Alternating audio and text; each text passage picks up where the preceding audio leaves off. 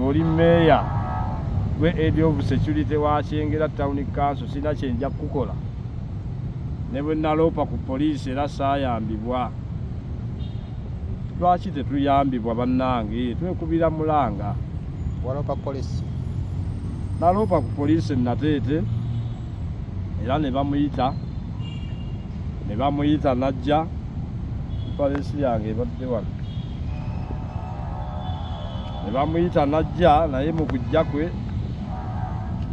era ensonga zaakomaawo.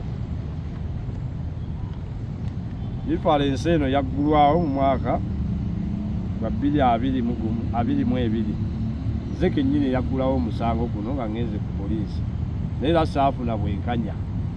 Saawa ya leero kuba omulanga nga nsaba okuyambibwa ebyange bigenda. Sente neewola ezimu neewola bwewozi.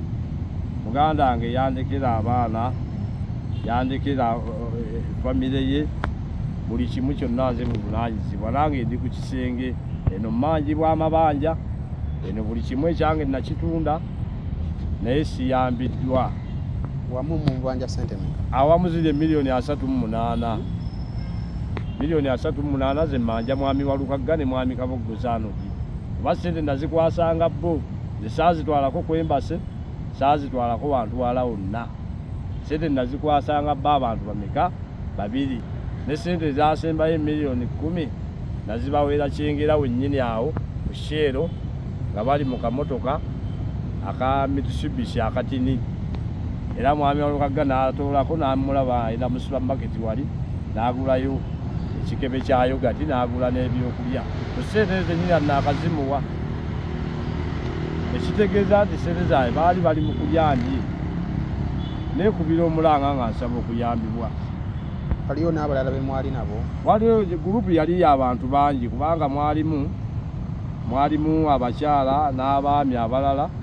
Kuba yali atugambye baagala abantu 20. Bantu 20.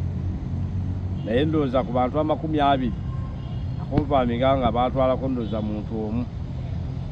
Omuwala oyo so muganda w'omukulembeze omukyalo w'e Wakiso oba mwogera erinnya. Naye nga muganda wa mukulembeze oyo ye yagenda, waliwo n'omulenzi omu, be bantu 2 solooza. So waliwo n'omukyalo omu era naye yamuteekako akazito ku ggomboola awo nnyini ensangi.